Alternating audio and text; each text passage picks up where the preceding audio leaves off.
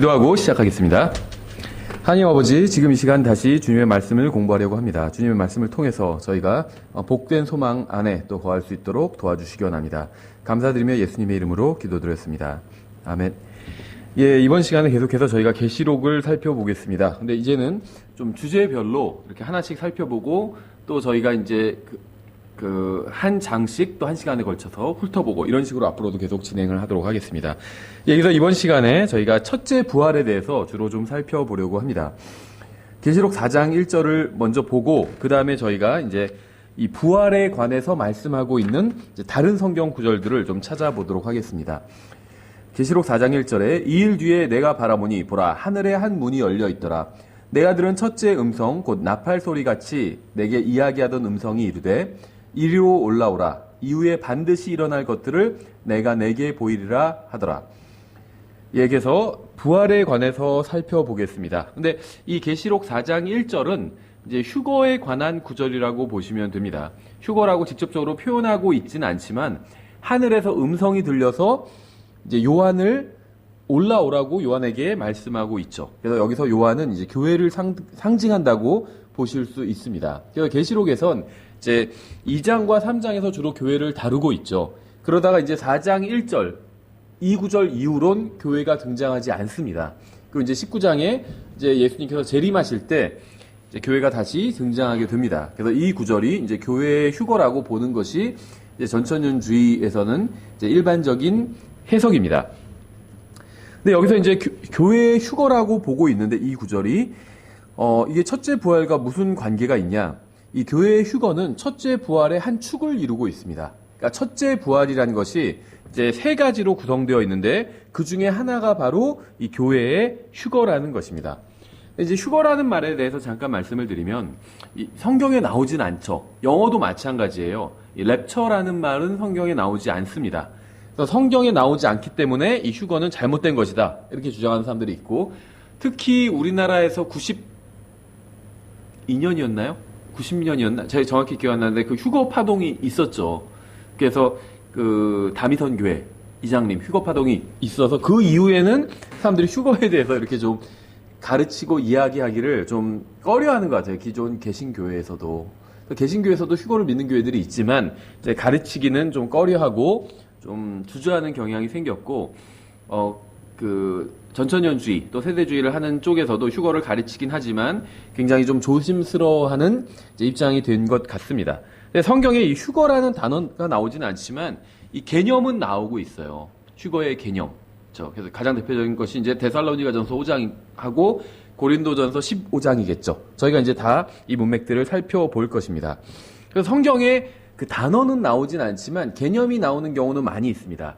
대표적인 게 휴거죠. 한국말이나 영어나 랩처, 휴거 다 성경에 나오지 않지만 이 개념이 성경에 등장합니다. 또 대표적인 것이 삼위일체죠. 삼위일체, 트리니티라는 말 자체는 성경에 나오지 않습니다. 하지만 그 개념은 등장하죠. 그다음에 이제 우리나라 경우는 조금 다른데 영어로는 바이블이라는 말은 성경에 나오지 않습니다. 우리나라 말로는 성경이란 말이 성경에 나와요. 그렇죠. 그런데 영어에서는 이 성경이란 바이블이란 말이 성경에 나오지 않아요. 영어에서 어떤 표현을 쓰고 있냐면 스크리처라는 표현을 쓰죠. 그러니까는 이제 영어권에 있는 사람들은 이런 얘기까지 해요. 휴거나 삼일체나 바이블이란 말이 성경에 나오지 않지만 그 개념이 성경에 있기 때문에 다 성경적인 것들이다. 이렇게 이야기를 한다는 거죠. 충분히 우리가 그렇게 이해를 할 수가 있죠. 그래서 단순히 용어가 성경에 나오지 않는다고 해서 잘못되었다거나 사용하지 말아야 한다고 아니면 가르치지 말아야 한다고 주장하는 것은 옳지 않다는 겁니다. 그렇죠. 그런 경우가 많아요. 예를 들면 저는 성경에 나올까요? 안 나올까요? 안 나오죠. 제 이름은 성경에 안 나와요. 성경에 이우진이라는 이름은 없습니다. 하지만 저는 성경에 나오잖아요. 모든 사람이 죄를 지어 하나님의 영광을 이루지 못하더니 이렇게 말씀하시는 거기서 모든 사람의 저는 포함되잖아요. 그러니까 성경에 제 이름은 나오지 않지만 저 자체는 성경에 나온다는 겁니다. 모든 사람에 대해서 말씀하시는 구절은 저에 대한 말씀이요. 모든 사람이 다 죄를 지었다. 저에 대한 말씀이죠. 누구든지 와서 생명수를 값없이 먹어라. 저에 대한 말씀이요. 누구든지 모든 사람에 대한 말씀이니까. 여기서 휴거나 삼일체 모두 용어는 성경에 나오지 않지만 각기 그 개념은 성경의 중요 교리를 이루고 있죠. 예, 그래서 첫째 부활은 첫 열매, 수확, 또 이삭 줍기 이렇게 세 부분으로 구성되어 있는데 이 교회의 휴거가 바로 수확에 해당이 됩니다. 그래서 모든 이 수확은 첫 열매와 수확과 이삭 줍기로 이루어져 있어요. 왜냐하면은 보통 수확하는 철이 있는데 뭐 과실마다 열매마다 다르겠지만 일반적으로 수확하는 철이 있는데 그 수확하는 철보다 먼저 열리는 것이 바로 첫 열매이고 이게 이제 성경에서 보면 구약 성도의 부활입니다. 구약 성도의 휴거고 이제 수확이 바로 교회의 휴거입니다. 그리고 수확을 다 하고 난 뒤에도 또 조금씩 열리는 것들이 있어요. 그게 이제 이삭 줍기입니다. 그래서 이것이 환란 성도의 휴거다 이렇게 보시면 됩니다. 그래서 첫 열매는 그러니까 첫째 부활은 세 가지로 이루어져 있는데 구약 성도의 휴거인 첫 열매와 교회 성도들의 신약 성도의 휴거인 수확과 그다음에 환란 성도들의 휴거인 이삭 줍기다 이렇게 보시면 됩니다. 그래서 이 세 부류의 사람들은 같은 성도이긴 하지만 소속이 다른 성도예요. 구약 성도, 신약 성도, 환란 성도. 그래서 이 성도들에 대한 말씀 자체도 서로 다르다는 걸 이제 우리가 성경을 보면 알 수 있습니다. 또 성경에선 이 부활과 관련해선 구분해야 될 게 있는데 이제 죽은 자들의 부활이 있고 죽은 자들로부터의 부활이 있습니다. 그러니까 resurrection of the dead, 죽은 자들의 부활이 있고 resurrection from the dead, 죽은 자들로부터의 부활이 있어요. 차이가 무엇이냐면 이 of, 죽은 자들의 부활은 죽은 사람들이 모두 다 부활하는 겁니다. 우리가 생각하는 일반적인 부활이에요. 최후의 심판 때 모든 사람들이 부활한다 했을 때 바로 이 of입니다. 죽은 자들의 부활. 근데 죽은 자들로부터의 부활, from은 죽은 자들은 다 다른 사람은 가만히 있는데 혼자만 부활하는 거예요. 아니면 다른 사람들 다 가만히 있는데 특정한 그룹만 부활하는 겁니다. 예를 들면 예수 그리스도의 부활. 예수님 부활하실 때 예수님 혼자 부활하셨잖아요.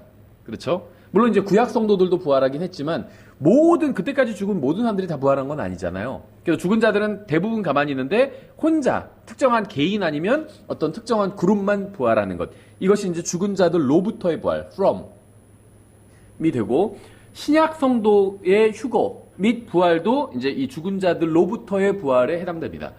교회가 들림받아 올라갈 때 살아있는 사람은 그대로 올라가지만 이미 죽은 사람들은 부활하게 되잖아요. 근데 죽은 모든 사람이 부활하는 것이 아니라 그리스도의 몸 안에 속한 사람, 구원받은 사람들만 부활하게 되죠. 그래서 이 from은 이 첫째 부활과 관련이 있다는 것을 알 수가 있습니다. 어쨌든지 간에 성경에선 두 가지 부활이 있는데 물론 더 많은 부활이 있지만 크게는 이제 이 두 가지 부활이 있는데 of와 from 이 두 가지 부활이 있는데 이것은 서로 다른 개념이라는 겁니다. 성경은 분명하게 육체의 죽음 이후에도 혼이 여전히 존재함을 명백히 밝히고 있습니다. 몸은 일시적으로 거하는 집일 뿐이죠. 구원받은 사람은 육체의 죽음 후에는 몸을 떠나서 주님과 함께 하게 됩니다. 구원받은 경우에 몸을 떠나서 주님과 함께 하게 돼요. 이런 표현이 굉장히 많이 있는데 대표적인 거 하나 꼽아보면 로마서 7장 24절인데 많이 아시는 구절이에요. 오 나는 비참한 사람이로다 탄식하면서 이 사망의 몸에서 누가 나를 건져내랴 이렇게 사도 바울이 탄식하고 있죠. 그러니까 사도 바울을 통한 성령님의 하나님의 말씀인데 무엇이라고 말씀하고 있고 이제 여기서 이 구절에서 무엇을 구분하고 있냐면 몸과 나를 구분하고 있어요. 이 사망의 몸 언젠가 죽을 몸이기 때문에 죽음을 향해 가는 몸이기 때문에 사망의 몸이라고 부르는데 이 사망의 몸에서 누가 나를 건져내랴 이렇게 구분하고 있죠. 그러니까 성경은 이 사망의 몸과 그 안에 있는 나를 구분하고 있다는 겁니다. 몸과 몸 안에 거하는 혼은 분리될 수 있어요.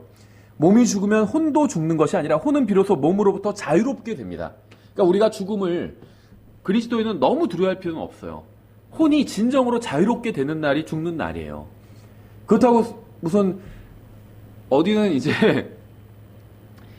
장례식장에 화환을 보냈더라고요. 경축, 누구 성도, 소천 이렇게 했는데 그렇게 오버할 필요는 없죠. 남은 또 가족들은 슬프잖아요. 슬픈 건 사실이에요.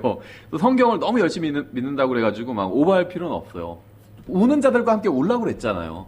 그렇죠. 남은 사람들 입장에서는 슬픈 게 사실입니다. 같이 슬퍼해 줘야 돼요. 근데 사실은 성경을 믿는다면 지나치게 슬퍼할 필요는 없다는 거죠. 구원받은 사람인 경우에 남아있는 사람들도 우리 사랑하는 가족이 더 좋은 곳으로 갔다. 정말 몸으로부터 진정으로 이제 해방됐다. 이렇게 받아들일 수가 있겠죠. 그래서 다시 사람과 만나는 그 날을 고대할 수가 있겠죠. 그래서 몸 안에 있는 혼이 영혼을 어디서 보내느냐, 이건 굉장히 중요한 문제입니다. 욥기를 먼저 보면 욥기 19장 25절에 이 부활에 대해서 욥이 고백을 하고 있습니다. 욥은 모세보다 적어도 200~300년 앞선 사람이에요. 그렇죠. 그래서 보통 이제 욥과 동시대 인물을 아브라함 정도로 꼽고 있습니다. 그러니까 욥은 아브라함과 비슷한 시대에 살던 사람이에요. 근데 창세기 및 이제 모세오경은 모세가 기록했죠. 그러니까 아브라함 시대의 이야기를 담고 있지만 아브라함이 기록하지는 않았습니다. 그렇죠. 그러니까 무엇이냐면 욥과 아브라함은 동시대의 인물인데 기록은 욥기가 더 먼저 되었다는 거죠. 그래서 욥기가 보통 이 창세기보다 200~300년 더 전에 기록되었다고 보고 있습니다. 창세기가 더 근원적인 이야기를 다루고 있지만 기록 자체는 욥기가 더 먼저 되었다는 거죠. 그래서 성경의 첫 번째, 가장 먼저 기록된 성경의 책을 꼽으라고 하면 바로 욥기를 들 수가 있어요. 창세기가 아니라 욥기라는 거죠. 근데 욥기 19장 25절에서 이렇게 욥이 고백하고 있습니다. 내가 알거니와 내 구속자께서 살아계시고 또 마지막 날에 그분께서 땅 위에 서시리라. 욥은 자신의 구속자가 존재한다는 사실을 알고 있었습니다. 이런 사실을 알기 위해서 자신이 죄인이고 스스로 죄값을 치를 수 없고 누군가 대신 자신의 죄 문제를 해결해 주어야 한다는 사실을 먼저 알고 인정해야만 이런 사실을 알 수 있겠죠. 나의 구속자가 살아계시다. 이런 고백을 하기 위해선 자기가 하나님 앞에서 죄인이라는 사실을 인정해야 돼요. 그렇죠.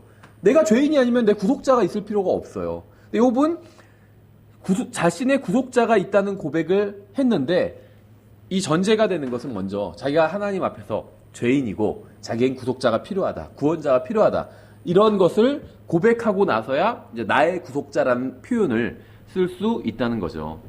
욥은 자신의 구속자가 존재할 뿐 아니라 마지막 날에 이 세상에 와서 땅 위에 서리라는 사실도 알고 있었습니다. 그 다음 절 16절에서 내 살갗의 벌레들이 이 몸을 멸할지라도 내가 여전히 내 육체 안에서 하나님을 보리라. 그러니까 내 살갗의 벌레들이 이 몸을 멸할지라도, 그러니까 죽으면 땅에 묻고 벌레들이 다 먹게 되잖아요. 부패하게 되잖아요. 이 몸이. 그래서 몸이 멸해졌어요. 근데 내가 여전히 내 육체 안에서 하나님을 보리라. 이 육체는 벌레들이 먹은 육체가 아니라 또 다른 육체를 의미하는 거겠죠. 부활을 의미하는 겁니다. 내 콩팥이 내 속에서 소멸될지라도 내가 직접 그분을 보리니 다른 것이 아니요 내 눈이 바라보리로다. 콩팥이 소멸돼 버렸어요. 그러니까 부패해 버린 거예요. 그런데 내가 직접 그분을 보는데 다른 것이 아니요 자기 눈이 본대요. 그러니까 또 다른 육체를 자기가 입고 있음을 지금 의미하고 있는 거죠.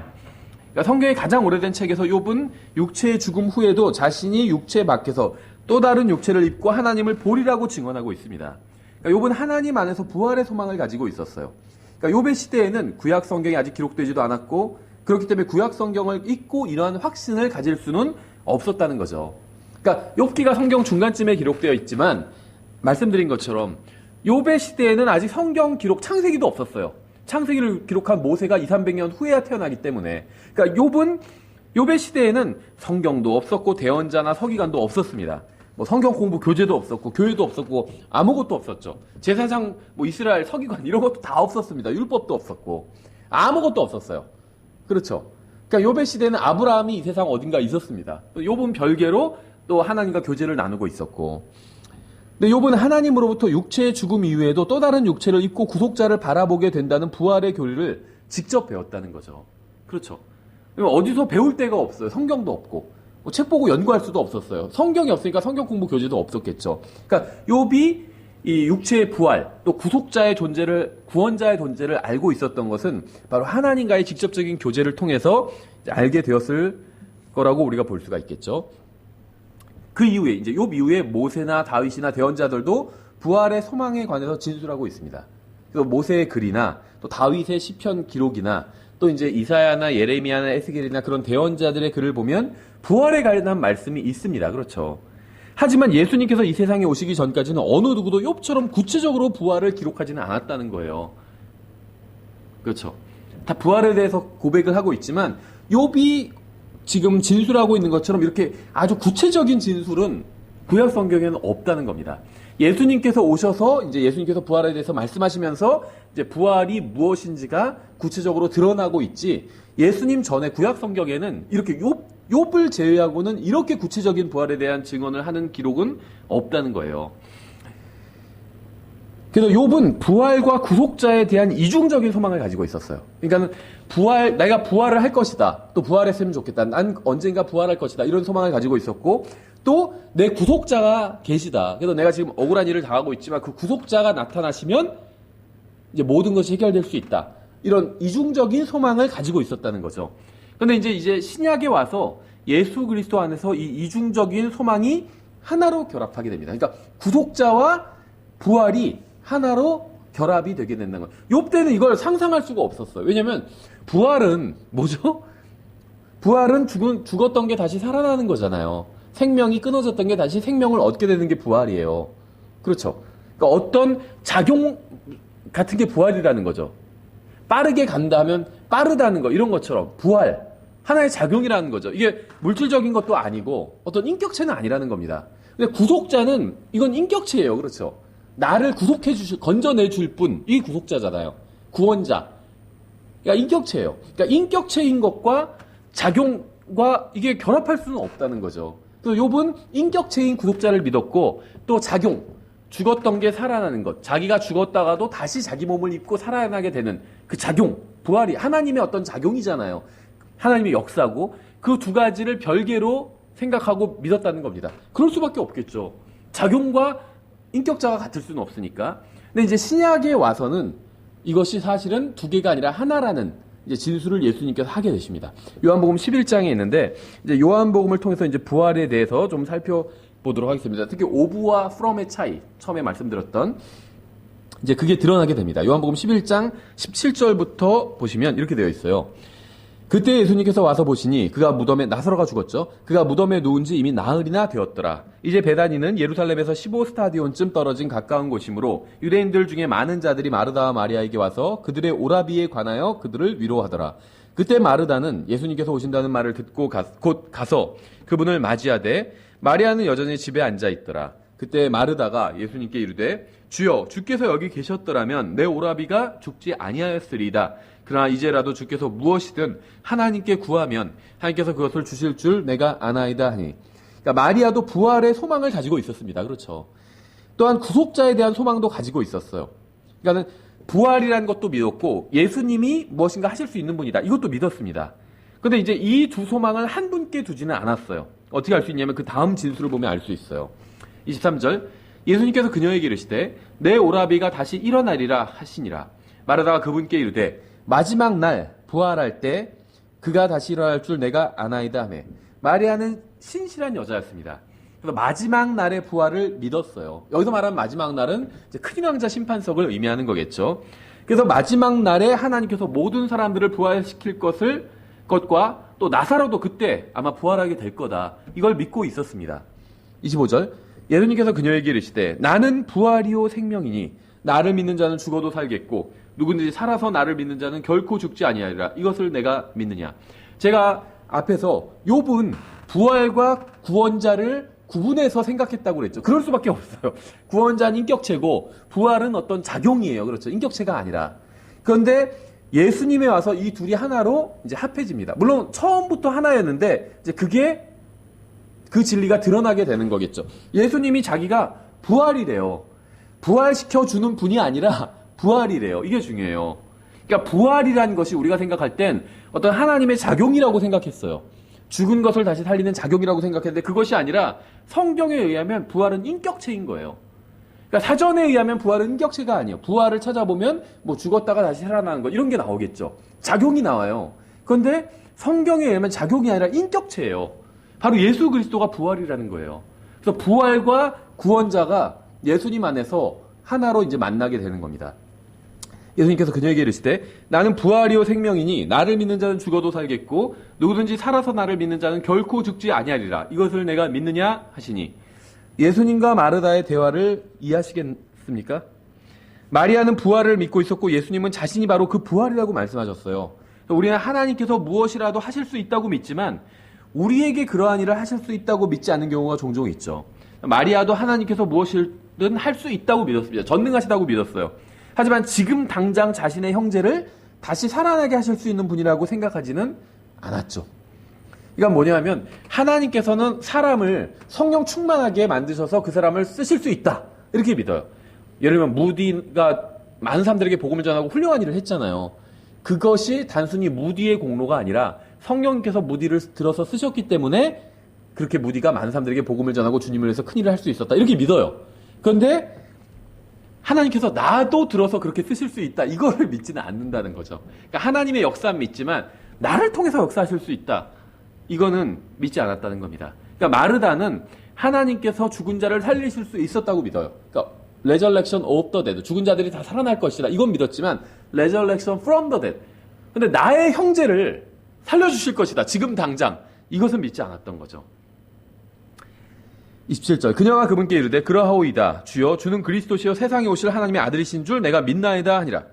이 문장 자체는 좋은 문장입니다. 이건 예수님의 질문에 관한 마리아의 답이고 신앙 고백이기는 하지만 주님께서 물으신 것에 대한 정답은 아니에요. 그렇죠? 그럴 때 있지 않나요? 예전에 학교 다닐 때 답을 쓰긴 써야 되는데 주관식에 잘 모르겠어가지고 그냥 다른 엉뚱한 이야기를 맞는 얘기를 막 쓰는 경우가 있어요. 예.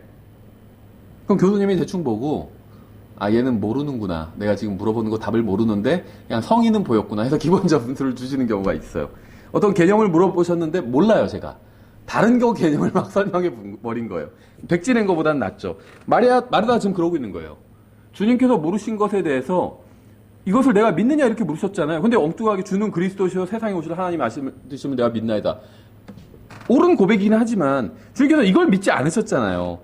그러니까 마리아는 앞서 부활을 믿는다고 고백했지만 주님께서는 자신이 바로 부활이라고 말씀하시고 그걸 믿느냐고 물어보셨어요. 그렇죠? 예수님께서 언제 내가 그리스도요 하나님의 아들이라는 걸 네가 믿느냐 이렇게 묻지 않으셨잖아요. 내가 부활이요 생명이라고 말씀하셨잖아요. 그걸 믿느냐 이렇게 물어보셨죠. 그러니까 예수님은 자신이 부활이라고 지금 처음 밝히신 거예요. 아무도 하나님이 부활이라고 생각은 안 했어요. 하나님께서 사람을 살려주실 것이다. 부활하게 하실 것이다. 이건 믿었지만 하나님 자체가 부활이라고 생각은 안 했다는 거죠. 예수님 자체가 생명이라는 생각은 안 했어요. 그냥 생명을 주시는 분이라고 생각했지 예수님 자체가 생명이라고 생각은 안 했어요. 근데 예수님께서 여기서 처음 밝히신 거예요. 밝히시면서 이걸 믿느냐 물어보신 거예요. 처음 밝히니까 가르치시고 나서 이제 그 반응을 물어보신 거죠. 근데 마리아가 지금 엉뚱한 얘기를 하고 있는 거죠. 그러니까 마리아는 부활을 믿는다고 고백했고 주님은 자신이 바로 그 부활이라고 말씀하셨습니다. 근데 마리아는 주님이 그리스도 즉 구속자라고 믿는다고 고백한 거예요. 그러니까 마리아는 부활을 믿고 구속자도 믿었지만 부활과 구속자가 하나라는 사실은 이해하지도 못했고 따라서 믿지도 못한 거죠. 부활이 따로 있고 구속자가 따로 있다고 생각했어요. 근데 예수님은 그게 아니라 내가 곧 부활, 내가 구속자는 당연하고 내가 곧 부활이다 이렇게 말씀하신 거예요. 근데 그걸 이해를 못한 거예요. 부활은 인격체가 아닌데 작용인데 예수님이 자기가 부활이라고 하시니까 이해를 못했던 거죠. 그러니까 엉뚱한 답을 적어서 낸 거예요. 28절. 이렇게 말하고 그녀가 자기 길로 가서 은밀히 자기 동생 마리아를 불러 이르되 그러니까 마리다가 그랬던 거죠. 선생님께서 오셔서 너를 부르신다 하니 그녀가 그 말을 듣고 급히 일어나 그분께 가더라. 이제 예수님께서는 아직 고을로 들어오지 아니하시고 마르다가 그분을 맞이했던 곳에 계시더라. 그때 마리아와 함께 집에 있으면서 그녀를 위로하던 유대인들은 그녀가 급히 일어나 나가는 것을 보고 그녀가 무덤에서 슬피 울려고 무덤에 간다 하며 그녀를 따라가니라. 그때 마리아가 예수님 계신 곳에 와서 그분을 보고 그분의 발 앞에 엎드려 그분께 이르되 주여 주께서 여기 계셨더라면 내 오라버니가 죽지 아니하였으리다 하더라. 그러니까 마리아와 마르다는 같은 믿음을 가지고 있었어요. 그렇죠. 그러니까 그들은 주님이 너무 늦게 오셨다고 생각했습니다. 주님께서 여기 계셨더라면 우리 형제가 죽지 않았을 텐데 너무 늦게 오셔서 이젠 다 소용이 없어졌다 이렇게 생각하고 있는 거죠. 그러니까 뭐냐면 주님은 살아있는 사람은 도와주실 수 있지만 나사로가 아팠을 때 그걸 고쳐주실 수는 있지만 죽고 나면 더 이상 도움을 주실 수는 없다고 생각을 한 겁니다. 33절. 그러므로 예수님께서 그녀가 우는 것과 또 그녀와 함께 온 유대인들도 우는 것을 보시고 영으로 신음하시며 괴로워하시고 이르시되 너희가 그를 어디에 두었느냐 하시니 그들이 그분께 이르되 주여 와서 보시옵소서 하매 예수님께서 우시더라. 이에 예수님께서 우시더라. 이 구절 성경에서 가장 짧은 구절이죠. 영어로는 Jesus wept 두 단어로 이루어진 구절이에요. 이에 유대인들이 이르되 보라 그분께서 그를 얼마나 사랑하셨는가 하고 그들 중에 어떤 이들은 이르되 눈먼 자의 눈을 열어준 이 사람은 죽지 않게 할 수 없었느냐 하더라. 사람들은 마리아 자매처럼 예수님께서 살아있는 사람은 도와주실 수 있어도 죽은 사람은 도와줄 수 없다고 생각을 했습니다. 38절. 그러므로 예수님께서 다시 속으로 신음하시며 무덤에 가셨는데 그 무덤은 동굴이며 그 위에 돌이 놓였더라. 예수님께서 이르시되 돌을 옮겨 놓으라 하시매 죽은 자의 누이 마르다가 그분께 이르되 주여 그가 죽은 지 나흘이 되었으므로 지금은 그에게서 냄새가 나나이다 하니 마리아는 이 시점까지도 예수님께서 바로 그 부활이라는 사실을 믿지 않고 있었습니다. 이미 나사로가 죽었기 때문에 문제를 해결하기엔 너무 늦었다고 아직도 생각하고 있는 거죠. 40절 예수님께서 그녀에게 이르시되 내가 내게 말하기를 내가 믿고자 하면 하나님의 영광을 보리라 하지 아니하였느냐. 그러니까 하나님의 영광이 뭔지 성경에 정의가 나오진 않지만 아마도 하나님께서 어떤 일을 하신 결과라고 제가 계속 말씀을 드렸죠. 그래서 우리가 믿는다면 하나님께서 일하실 것이고 우리가 그 결과를 볼 수 있다는 겁니다. 내가 믿고자 하면 하나님의 영광을 보리라 하지 아니하였느냐 하시니라. 그때 그들이 죽은 자를 둔 곳에서 돌을 옮겨 놓으니 예수님께서 눈을 드시고 이르시되 아버지여 아버지께서 내 말을 들으신 것을 감사하나이다.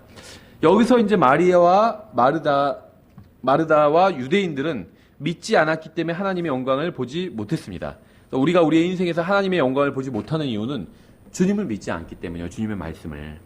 우리가 주님의 말씀을 믿을 때마다 주님께서 우리 안에서 일하시고 그러면 하나님께서 일하신 결과가 드러나게 됩니다. 다시 말하면 하나님의 영광이 드러나게 된다는 겁니다. 그렇죠?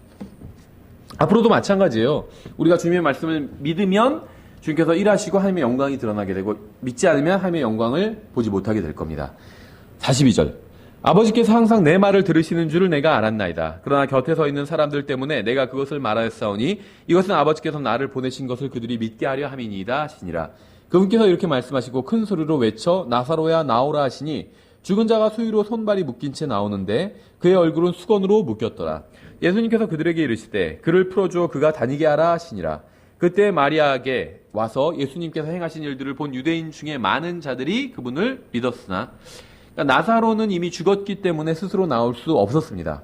그래서 이미 온몸이 수위로 묶여 있었죠. 죽은 사람이 이제 수위로 꽁꽁 동여매잖아요. 그래서 사람들은 예수님께서 행하신 기적을 보고 주님을 믿었습니다.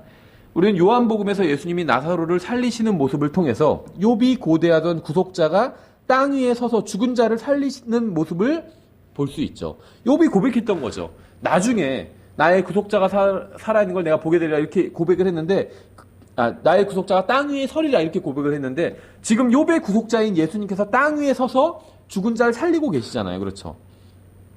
욥의 구속자는 하나님이며 부활 그 자체였습니다. 그분은 우리를 살아있게 하시는 분이시고 육체의 죽음 이후에도 생명을 주시는 분이에요. 그분은 육체에 생명을 주시고 영적인 생명도 주시고 생명을 잃은 육체에 다시 생명을 주시기도 하십니다. 왜냐하면 그분은 부활이요 생명이시기 때문에. 욥은 구속자에 관해서 알고 있었습니다. 다만 그분의 이름이 예수님이다. 이거는 몰랐었죠. 우리는 구속자가 세상에 오셨었고 다시 오신다는 것과 그분이 누구신지도 알고 있습니다. 욥보다 더 많은 정보를 가지고 있죠. 우리는 마지막 날에 모든 사람이 부활한다는 사실뿐 아니라 부활과 생명이 되시는 분이 누구인지도 알고 있어요. 욥기 외에도 구약 성경에는 부활에 관한 기록들이 있기는 하지만 대부분 일반적인 부활을 의미합니다. 예를 들면 다니엘서 12장 1절부터 2절에 부활에 관한 말씀이 있죠. 그때 내 백성의 자손들을 위하여 일어서는 큰 통치자 미가엘이 일어날 것이요 또 고난의 때가 이르리니 그것은 민족이 있은 이래로 그때까지 결코 없었던 고난일 것이며 그때 내 백성이 구출을 받되 책에서 발견된 바 기록된 모든 자가 구출을 받으리라. 땅의 티끌 속에서 잠자는 자들, 죽은 자들이죠. 잠자는 자들 중에 많은 사람이 깨어나 얼마는 영존하는 생명에 이르고 얼마는 수치와 영존하는 치욕에 이르며. 그러니까 부활은 두 가지로 구성되었다는 걸 알 수가 있죠. 생명의 부활과 정죄의 부활이죠. 선한 사람이건 악한 사람이건 구원받았건 구원받지 못했건 상관없이 모든 사람들이 마지막 날에는 부활을 하게 됩니다. 그러니까 여기서 말하는 부활은 이제 resurrection of the dead죠. 죽은 자들의 부활이니까. 그러니까 구약 성경에서는 부활이라고 할 땐 대부분 죽은 자들의 부활, 일반적인 부활에 대해서만 말씀하고 있어요. 근데 욥기와 이제 신약 성경에선 resurrection from the dead, 죽은 자들로부터의 부활에 대해서 말씀하고 있다는 거죠. 요한복음 5장 28절 29절에선 이 다니엘서 12장 2절을 다른 식으로 표현하고 있죠. 이 말에 놀라지 말라. 무덤 속에 있는 모든 자들이, 일반적인 부활이죠. 오부죠, 오부. 그의 음성을 듣고 나올 때가 오나니 선을 행한 자들은 생명의 부활로, 악을 행한 자들은 정죄의 부활로 나오리라. 다니엘서에서는 얼마는 영존하는 생명에 이르고 얼마는 수치와 영존하는 치욕에 이르며, 같은 것을 다른 식으로 표현하고 있는 거죠. 모든 사람들이 부활하게 될 것입니다. 일부는 생명을 누리게 되고 일부는 정죄를 받게 된다는 차이가 있을 뿐이죠. 그래서 모든 사람이 부활하지만 서로 다른 곳에서 서로 다른 상태로 영혼을 보내게 된다는 차이가 있죠. 구원받은 사람은 죽으면 몸을 떠나서 주님과 함께 있습니다. 그러나 주님께서 공중으로 오시면 썩은 몸이 다시 부활해서 주님의 영광스러운 몸과 같은 몸을 입게 됩니다. 구원받지 못한 사람은 죽으면 몸은 무덤으로 가지만 혼은 영원히 불타고 고통받는 지옥에 가게 됩니다. 그래서 구원받지 못한 사람도 마지막 날에 부활해서 큰 흰 왕자 심판대 앞에서 심판을 받고 불호수에 던져져서 바깥 흑암에서 고통 중에 이를 갈게 되죠. 그러니까 죄를 지은 사람 구치소에 수감되었다가 이제 판결을 받고 나서 교도소에 가게 되죠. 마찬가지로 구원받지 못한 사람도 죽으면 지옥에 수감되어 있다가 큰 흰 왕자 심판석 이후에 불호수로 이제 던져지게 됩니다. 지옥과 불호수의 차이는 이제 전자는 일시적인 형벌의 장소고 후자는 영원한 형벌의 장소라는 이게 이제 차이죠.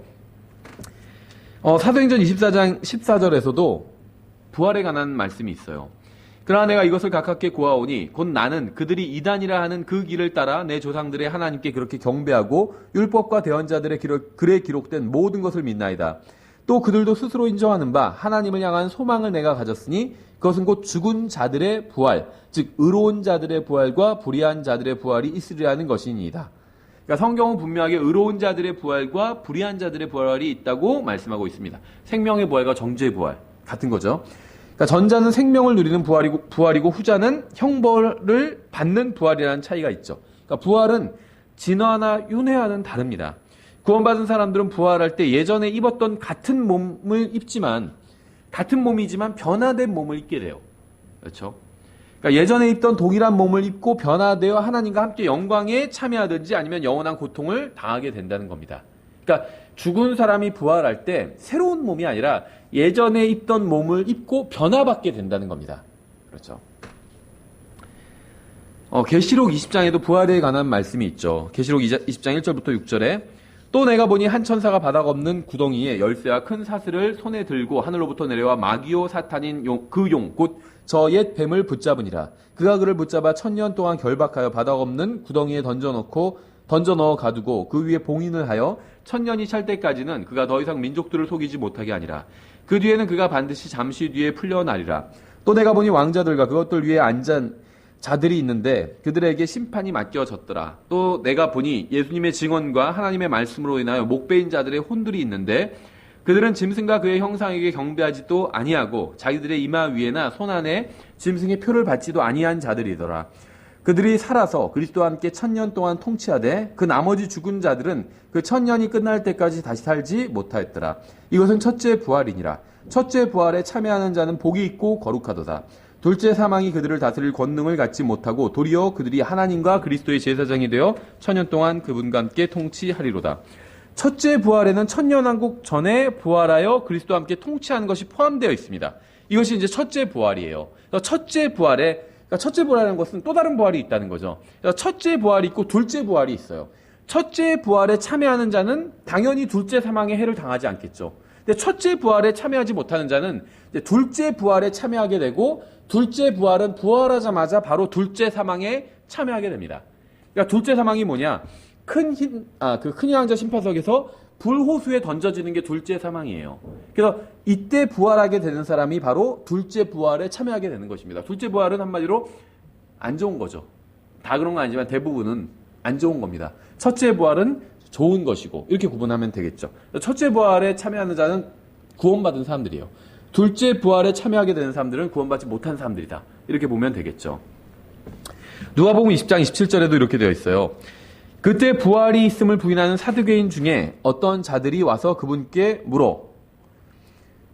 사두개인이란 게 세두시라는 건데 사람을 속인다는 말이 여기서 나왔죠. 그러니까 이 사람들은 부활을 믿지 않는 사람들입니다. 사두개인들은. 그들은 성경의 진리를 믿고 가르치는 사람들이 아닌 백성을 속이는 사람들이었어요. 그러니까 죽음 이후에 대해서 믿지 않으면서 성경을 가르친다는 것은 참으로 모순이 아닐 수 없죠. 사두개인들도요, 바리새인 사두개인은 다 종교 지도자들이고 성경을 가르치는 사람들이었어요. 바리새인들은 부활을 믿는 사람들이었고 사두개인들은 부활을 믿지 않는 사람들이었습니다. 그러니까 부활, 사후세계를 믿지 않는 사람들인데 이 사람들이 성경을 가르치고 있었던 거예요. 말이 안 되죠. 그러니까 성경에 기록된 것을 믿지도 않으면서 왜 성경을 가르치고 있었을까요? 모르겠어요. 잘 모르지만 아마도 먹고 살기 위해서였다고 보면 맞겠죠.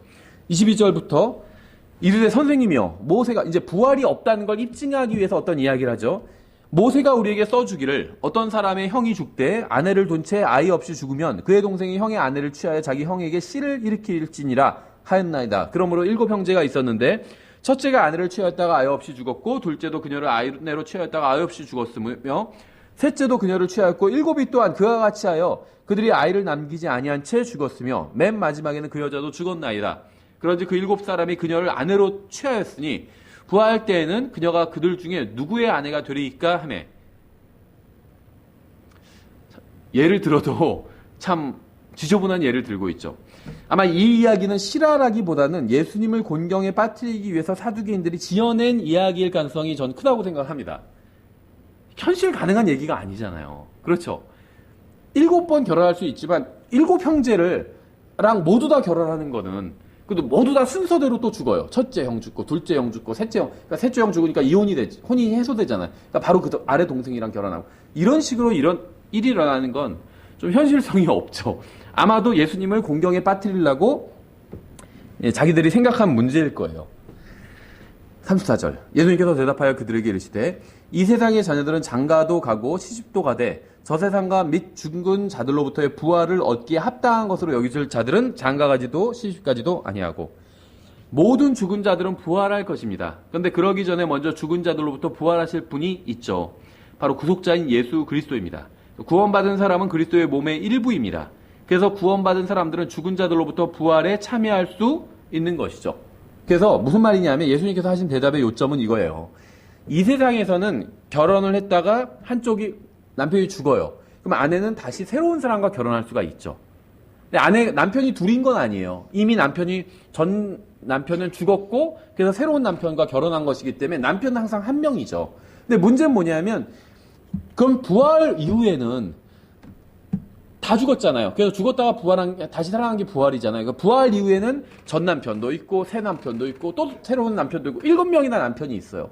그럼 누가 부부냐? 이 여자의 진정한 남편 누구냐? 이렇게 묻고 있는 거죠. 그런데 예수님께서 그럴 필요가 없다는 거예요. 부활한 이후에는 다시 부부가 짝을 이룰 필요가 없다는 겁니다. 장가가지도 아니하고 시집가지도 않고 그러니까 그리스도의 몸에 속한 구원받은 사람들은 영원에서는 부부관계를 이루고 있지는 않다는 거예요. 예수님께서 하신 말씀이 이거죠. 그 이유가 무엇이냐면 바로 36절부터에 나오죠. 더 이상 죽을 수도 없나니 이는 그들이 천사들과 동등하며 부활의 자녀들로서 하나님의 자녀들이기 때문이라. 이제 죽은 자들이 일으켜진다는 것은 모세도 떨기나무에서 친히 주를 가리켜 아브라함의 하나님이며 이삭의 하나님이요 야곱의 하나님이라 부르며 보여주었나니 그분은 죽은 자의 하나님이 아니요 산 자의 하나님이시니라. 모든 사람이 그분을 향해 사느니라 하시니라. 그러니까 생명의 부활로 나온 사람은 더 이상 죽지 않기 때문에 그 점에 있어서 천사들과 동등하다는 겁니다. 그렇기 때문에 죽지 않기 때문에 자손을 더 만들어낼 필요가 없다는 거예요. 그래서 결혼할 필요가 없다는 겁니다. 천사들은 죽지 않기 때문에 결혼할 필요가 없어요. 자손을 만들어낼 필요가 없다는 겁니다. 사람은 죽기 때문에 자손을 만들어내지 않으면 인류가 멸망해버리고 말아요. 그렇죠? 지금인 70억 얼마나 있는지 모르지만 70억이 있다 해도 앞으로 아무도 결혼하지 않고 아무도 자식을 낳지 않는다면 인류는 금방 100년 70억이 아니라 100억이 있어도 100년이 다 되지 않아서 인류는 멸종하게 됩니다. 아이를 낳지 않으면. 그렇죠.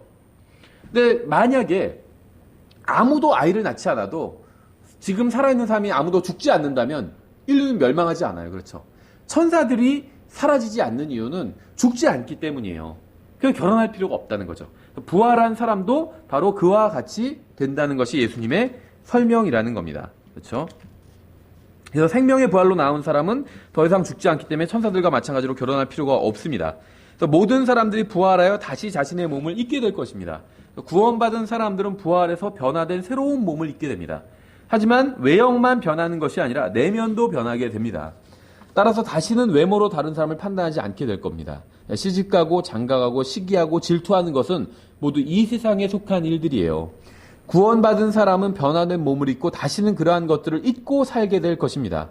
하늘나라에선 모두가 예수님께서 사랑하셨던 것처럼 사랑하게 될 것이고 예수님께서 다른 사람을 위해 주셨던 것처럼 서로가 서로를 위해 주게 될 것입니다. 왜냐하면 예수님과 같이 변화될 것이기 때문에 외형만이 아니라 내면도 예수님처럼 변화될 거예요. 예수님께서 사랑하셨던 것처럼 서로가 그렇게 사랑하게 될 겁니다. 하늘나라에선.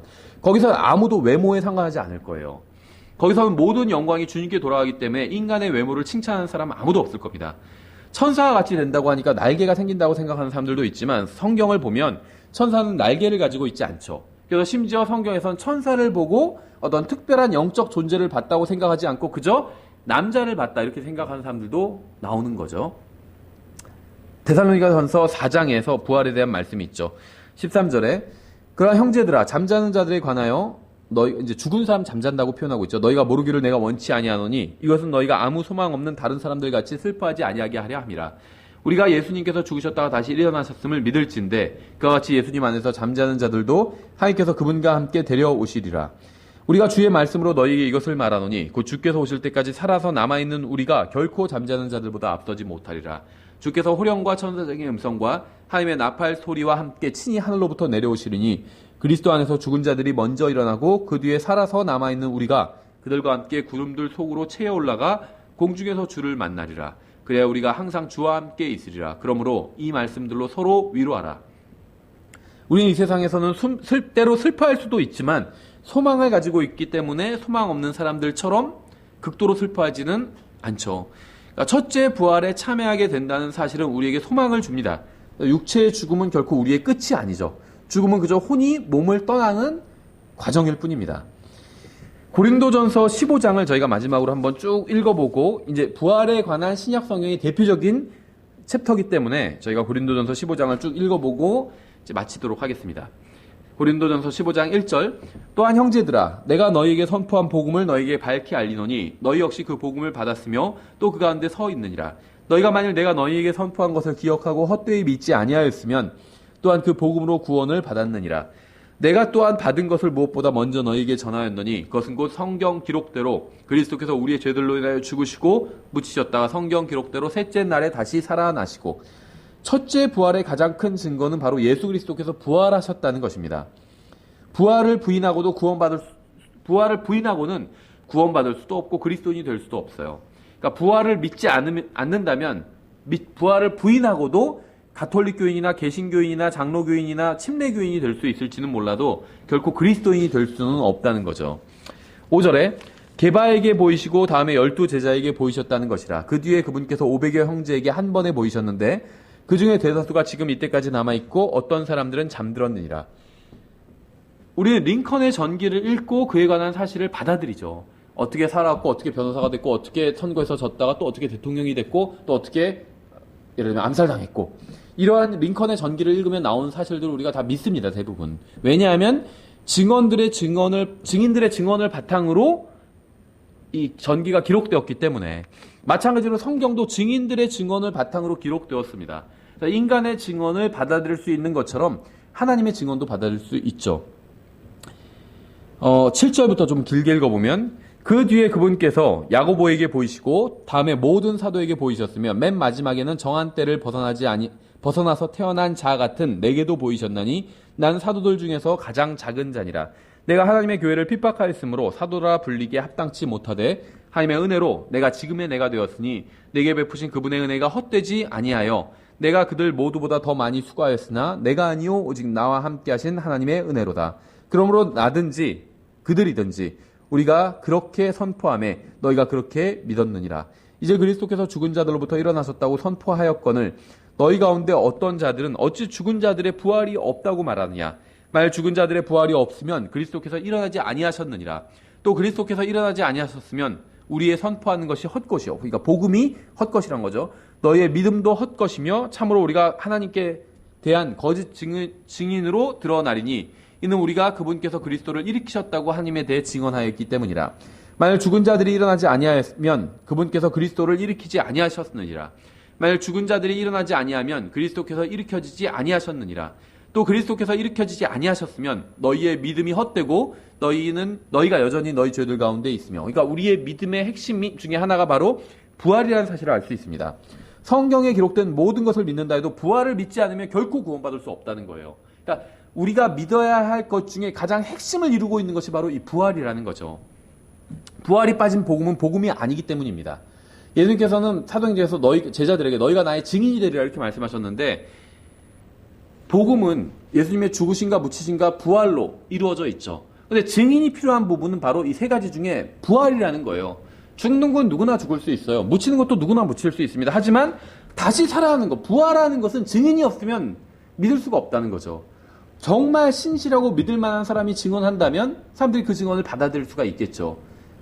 부활이라는 것은 증인이 없인, 증거나 증인이 없인 절대 믿을 수 없는 게 기적이기 때문에 바로 부활이라는 거죠. 죽음과 묻힘은 기적이 아니에요. 누가 죽었어 하면 다 믿을 수 있죠. 누구나 다 죽으니까. 누가 묻혔어 그것도 믿을 수 있죠. 죽으면 다 묻으니까. 하지만 누가 부활했어 그러면 그건 확실한 증거나 증인이 없으면 믿을 수 없는 이야기라는 거죠. 18절. 따라서 그리스도 안에서 잠든 자들도 멸망하였느니라. 만일 우리가 이 세상 삶을 사는 동안에만 그리스도 안에서 소망을 갖는다면 모든 사람들 중에서 우리가 가장 비참한 자이라. 부활이 없다면 참된 그리스도인의 삶도 없습니다. 소망 없이는 그리스도인답게 살 수가 없기 때문이에요. 그러니까 그냥 단순히 종교적인 열심으로는 진정으로 부활의 소망을 가지고 있지 않다면 종교적인 열심만으로는 그리스도인답게 살 수 없다는 겁니다. 그러니까 우리가 그리스도인답게 살 수 있는 그 힘의 원천이 바로 부활에 있다는 거예요. 이 세상에서의 삶이 다가 아니다. 죽음 이외에도 진정한 생명이 있다. 이게 부활에 대한 소망이잖아요. 이것이 바로 우리가 그리스도인답게 정직하고 이 세상을 하나님의 뜻대로 살게 하는 원동력이 된다는 겁니다. 아무리 이 세상에서 그리스도인답게 산다 할지라도 부활이 없다면 그 인생은 도둑이나 강도나 정신병자의 인생보다 나을 것이 없다는 거예요. 사악한 삶이 잘 되는 경우도 있잖아요. 그럼 그리스도인이 예수님을 위해서 하나님의 말씀대로 살기 위해서 고난을 감수하고 의롭게 사는 이유가 무엇이냐는 거예요. 부활이 없고 죽으면 끝이라면 더 나은 게 무엇이냐는 거예요. 부활 정말 고난을 감수하면서 남을 위해서 산 인생과 평생 자기 자신을 위해서 사기치면서 산 인생과 무슨 차이가 있냐는 거예요. 부활이 없다면, 생명의 부활과 정죄의 부활이 없다면 인생에 차이가 없다는 거죠. 악한 인생과 선한 인생이. 구원받은 사람들은 부활에 관한 소망으로 인해서 모든 고난과 어려움을 참으며 그리스도인다운 삶을 살고 있습니다. 20절. 그러나 이제 그리스도께서 죽은 자들로부터 일어나사 잠든 자들의 첫 열매가 되셨도다. 사망이 사람을 통해 임한 것 같이 죽은 자들의 부활도 사람을 통해 임하였나니 아담 안에서 모든 사람이 죽은 것 같이 그리스도 안에서 모든 사람이 살게 되리라. 그러나 각 사람이 자기 차례대로 되리니 먼저는 첫 열매인 그리스도요 그 다음은 그리스도께서 오실 때 그분께 속한 자들이니라. 그때 끝이 오리니 곧 그분께서 모든 치유와 모든 권세와 권능을 물리치시고 왕국을 하나님 곧 아버지께 넘겨드리실 때라. 그분께서 모든 원수를 그분의 발 아래 두실 때까지 그분께서 반드시 통치해야 하리니 하나니 멸망받을 마지막 원수는 사망이니라. 그분께서 모든 것을 그분의 발 아래 두셨으나 그분께서 모든 것을 그분의 아래 두셨다고 말씀하실 때 모든 것을 그분 아래 두신 분은 예외인 것이 분명하도다. 모든 것이 그분에게 굴복당할 때에는 아들도 모든 것을 자기 아래 두시는 분께 친히 복종하시리니 이것은 하나님께서 모든 것 안에서 모든 것이 되려 하심이라. 그렇지 아니하여 만일 죽은 자들이 결코 일어나지 아니한다면 죽은 자들을 대체하여 침례를 받는 자들이 무엇을 하겠느냐. 그러할진대 그들이 어찌하여 죽은 자들을 대체하여 침례를 받느냐. 요 마지막 구절은 29절은 이제 무슨 말인지는 사실은 정확히 알 수는 없습니다. 죽은 자를 대체하여 받는 침례가 무엇인지 성경 어디에서도 말씀하고 있지 않기 때문에 성경을 성경으로 해석할 수 있는 구절이 아니라는 거죠. 어쨌든 간에 성경에서 그리스도께서 오실 때에 그분께 속한 사람들은 이제 수학인 교회 시대 성도들을 의미하는 거라고 보실 수 있습니다. 30절. 또 우리가 어찌하여 매시간 위험 속에 서 있느냐. 내가 그리스도 예수 우리 주 안에서 가진 바 너희로 인한 기쁨을 두고 단언하노니 나는 날마다 죽노라. 내가 사람들의 방식대로 에베소에서 짐승들과 싸웠을진데 만일 죽은 자들이 일어나지 아니한다면 그것이 내게 무슨 유익을 주겠느냐. 내일 우리가 죽을 터이니 우리가 먹고 마시자. 속지 말라. 악한 사귐은 선한 습성을 부패시키느니라. 의에 대하여 깨어있고 죄를 짓지 말라. 어떤 자들에게 하나님에 대한 지식이 없으므로 내가 너희를 부끄럽게 하려고 이것을 말하노라. 그러나 어떤 사람은 말하기를 어떻게 죽은 자들이 일으켜지느냐. 그들이 어떤 몸으로 오느냐 하리니 너 어리석은 자여 내가 뿌리는 것이 죽지 아니하면 살아나지 못하고 또 내가 뿌리는 것으로 말할 건데 내가 앞으로 있을 그 몸을 뿌리지 아니하고 밀이든 어떤 다른 곡식이든 다만 맨 알갱이를 뿌리되 하나님께서 친히 기뻐하시는 대로 그것에게 몸을 주시며 그 모든 씨에게 그것 자체의 몸을 주시니라. 그러니까 그것에게 몸을 주신다고 말씀하고 있죠. 아까 얘기한 것처럼 이 사망의 몸에서 누가 나를 건져내려. 몸과 나를 구분하고 있는 것처럼 여기서도 그것과 그것에게 주시는 몸을 구분하고 있죠. 그러니까 이 구절이 지금 제가 읽은 게 많은 걸 의미하고 있지만 부활에 초점을 맞춰서 저희가 이제 보면 부활을 부인하는 것은 하나님의 존재를 부인하는 것처럼 어리석은 일입니다. 그러니까 부활을 부인하는 사람한테 너 어리석은 자야 이렇게 말하고 있잖아요. 성경에서 하나님이 없다는 사람은 어리석은 자라고 시편 14편에서 말씀하고 있죠. 하나님께서는 작은 곡식의 알갱이에도 부활의 소망을 주셨습니다. 부활을 하면 이전보다 더 나은 몸을 입게 돼요. 그렇죠. 이제 생명의 부활의 경우에 부활을 하면 이전보다 더 나은 몸을 입게 됩니다. 작은 씨앗은 부활을 통해서 큰 나무가 됩니다. 작은 씨앗 하나가 부활을 통해서 수천 개의 열매가 열리는 나무가 됩니다. 열매와 나무의 가치는 비교할 수가 없죠. 열매는 싸잖아요. 사과 하나와 사과 나무의 가격은 다르죠. 그렇죠. 그러니까 부활을 통해서 엄청나게 몇십 배, 몇백 배, 몇천 배로 그 가치가 상승하게 된다는 거죠. 부활을 통해서 부활하기 전보다 훨씬 더 좋은 몸을 입게 된다는 것입니다. 39절 모든 육체가 같은 육체는 아니니 한 종류는 사람의 육체요 다른 것은 짐승의 육체요 다른 것은 물고기의 육체요 다른 것은 새의 육체라. 성경에 의하면 진화론은 거짓말이 분명합니다.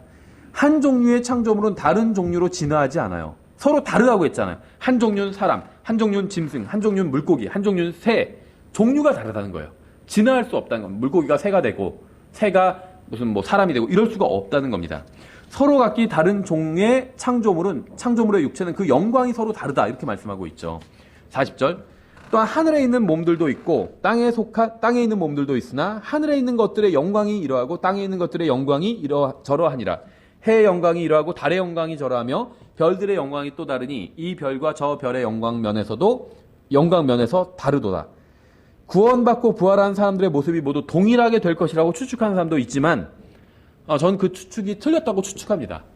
무슨 말이냐면 킹제임스 성경을 믿는 사람들 중에 아시는 분은 아시겠지만 러크만 목사님 그렇게 가르쳐요. 그래서 그 영향 받으신 분들은 구원받은 사람들의 얼굴이 다 똑같다고 가르치는 사람이 있어요. 실제 그분의 그림에도 그렇게 되어 있어요.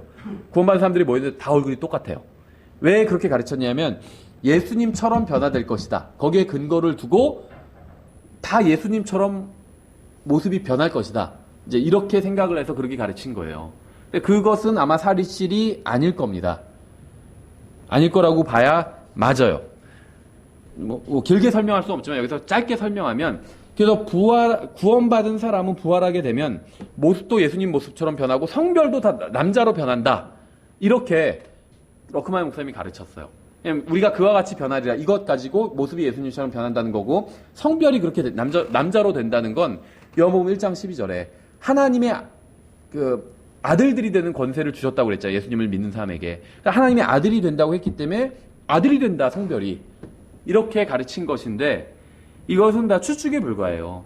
왜 그러냐면 일단 요한복음 1장 12절의 시점이 언제죠? 부활의 시점이 아니라 믿는 시점이잖아요. 부활할 때 하나님의 아들이 되는 게 아니죠. 예수님을 믿을 때 하나님의 아들이 됐잖아요. 근데 믿을 때 하나님의 아들이 됐지만 그렇다고 여자가 남자가 되진 않죠. 갑자기 성전환 수술이 일어나진 않는다는 거죠. 그러니까 그 말씀이 의미하는 하나님의 아들은 관계에 있어서 그렇다는 거지 인간의 성별이 바뀐다는 의미가 아니라는 거죠. 그거는 너무 지나친 추측이라는 거죠. 문자적 해석을 빙자한 어떤 과잉 해석이라는 겁니다. 그렇죠. 그래서 예수님의 얼굴처럼 똑같이 변하는 것은 아니라고 보는 게 맞아요. 영광스러운 몸을 입어도 자기의 각자의 정체성을 가지고 있고 어쩌면 성별도 그대로 유지될 수도 있다고 봅니다. 어쩌면. 왜 그러냐 하면 이건 제 추측이에요. 성경이 말씀하시는 어떤 변화된 것은 물론 이제 외형도 포함되지만 외형이 아니라 주로 내면에 포커스를 맞추고 있어요. 성경은. 외모가 예수님처럼 변화되는 것보다 내면이 예수님처럼 변화되는 게 훨씬 더 중요하거든요. 그렇죠. 하나님께서는 우리의 외모를 취하지 않으신다고 그랬어요. 외모는 하나님께 별로 중요하지 않아요. 그렇죠. 내면이 중요하다는 거죠. 그래서 또 성경에서 하늘에 있는 것들의 영광이 서로 다르다고 말씀하고 있잖아요. 그래서 부활한 사람들의 영광이 서로 다를 확률이 있습니다. 아마도. 사실 외모에 대한 것은 부활의 핵심이 아닙니다. 확실하지 않은 것을 두고 논쟁할 필요가 전혀 없죠. 제가 이렇게 얘기하는 거는 뭐 외모가 그렇게 변한다, 아니다. 그래서 논쟁하자는 건 아닙니다. 그거는 중요한 것이 아니에요. 성경은 단 한 번도 외모가 중요하다고 말씀하신 적이 없습니다. 그건 중요한 것이 아니에요. 중요한 것은 항상 외면이 아니라 내면이에요. 인간의 정체성은 몸이 아닌 혼에 있습니다. 아무리 부활해서 변화된 몸이라 할지라도 정체성은 여전히 몸이 아닌 혼에 있다는 거예요. 몸이 남성이라서 아들이 아니라 그 정체성이 아들이라는 거예요. 하나님의 아들이 되었다는 거예요. 자매님들도 하나님의 아들이에요. 정체성이 아들이라는 겁니다. 근데 이게 왜 중요하냐면 구약 성경에 보면 신약 성경은 구약 성경과 연장선상에 있죠. 어떤 교리들은 일맥상통해요. 구약 성경에 보면 남자들이 아들이 상속을 받아요. 딸이 상속을 받는 경우는 아주 특이한 경우예요. 그렇죠. 아들이 상속받아요. 그래서 우리가 하나님의 아들이 되었다는 거예요. 그래야지 상속을 받을 수 있거든요. 이게 외형이 바뀐다. 여성이 남성이 된다. 무슨 성전환 수술을 한다. 이런 의미가 아니라는 겁니다. 상속받을 수 있게 하기 위해서 아들로 인정해 주신다는 거예요. 그렇죠. 몸은 여자라 할지라도 그건 중요하지 않다는 겁니다. 예, 그래서 우리가 영원히 거하게 될 것은 육신적으로 생각하는 곳이 아니라 그리스도처럼 영적으로 생각하는 곳입니다. 우리는 그곳에서 더 이상 육신을 따라 서로를 알지 않을 것입니다. 우리는 지금의 주님의 외모를 모르지만 그럼에도 주님을 알고 있어요. 하늘나라에서 우리가 주님을 알듯이 서로 그렇게 알게 될 거란 거예요. 그래서 어쩌면 흑인은 부활해도 흑인일 수도 있어요. 백인은 부활해도 백인일 수도 있고 아시안 사람 부활해도 아시안 사람일 수도 있습니다. 지금 생각하면 억울할 것 같죠. 예를 들면 흑인들은 억울하고 백인들은 차라리 낫겠다 이렇게 생각할 수도 있고. 그런데 이렇게 생각하면 그게 억울하지 않아요. 하나님께서 보실 땐 차별을 두실까요? 아, 저 사람 흑인이다. 에이, 좀 별로다. 예를 들면 백인이다. 더 대우해주고. 우리나라에서는 흑인보다 백인 더 대우해주잖아요. 그런데 하나님께서 백인을 더 대우해 주실까요? 그러지 않으시겠죠. 부활을 하면 우리의 내면이 예수님처럼 변해요. 그러니까 우리의 시각도 하나님처럼 변한다는 거예요. 그래서 거룩한 걸 좋아하게 되고 사람을 외모로 판단하지 않게 되는 거예요. 지금은 못생겼다, 잘생겼다, 키가 크다, 작다 이게 상관이 있죠. 부활을 하고 나서는 상관이 없어요. 새 예루살렘에서는 아무도 그런 걸로 판단하지 않아요. 하나님도 판단하지. 그래서 못생기고 키가 작아도 전혀 상관하지 않아요. 예수님께서 본인이 예를 들면 인간으로 오셨는데 어떻게 생겼는지 모르지만 좀 못생겼고 이사야서 53장에 보면 볼품이 없었잖아요. 예수님의 초림 때의 모습은. 그렇다고 예수님이 막 위축되셨을까요? 아, 나도 좀 예를 들면 요한처럼 좀 잘생겼으면 좋겠다 이렇게 막 생각하셨을까요? 전혀 그렇지 않다는 거죠. 우리의 마인드가 변하고 시각이 변하면 생긴 거는 상관없어집니다. 새 예루살렘에서는 그런 게 전혀 상관없어진다는 거죠. 42절 죽은 자들의 부활도 이와 같으리라. 그것은 썩는 것 가운데 뿌려지고 썩지 않는 것 가운데 일으켜지며 수치 가운데 뿌려지고 영광 가운데 일으켜지며 연약한 가운데 뿌려지고 권능 가운데 일으켜지며 본성에 속한 몸으로 뿌려지고 영에 속한 몸으로 일으켜지나니 본성에 속한 몸이 있고 영에 속한 몸이 있느니라. 그러니까 부활하기 전보다 부활한 후가 훨씬 더 낫죠. 그렇죠. 썩는 것보다 썩지 않는 것이 낫죠. 수치보다 영광이 낫죠. 연약함보다 권능이 낫죠. 본성에 속한 몸보다 영에 속한 몸이 낫죠. 부활하기 전보다 부활한 것이 훨씬 더 좋다는 의미예요. 또 부활하기 전보다 부활한 후가 훨씬 더 낫습니다. 우리가 이 세상에서 아무리 좋은 생활을 한다 해도 부활 후에 비하면 수치와 영광으로 비교할 수 있을 정도로 엄청난 차이가 있다는 겁니다. 45절 그러므로 기록된 바 첫사람 아담은 살아있는 혼이 되었더라 함과 같이 마지막 아담은 살려주는 영이 되셨느니라. 그러나 영에 속한 것이 첫째가 아니요 본성에 속한 것이 첫째며 그 뒤에 영에 속한 것이 것이니라.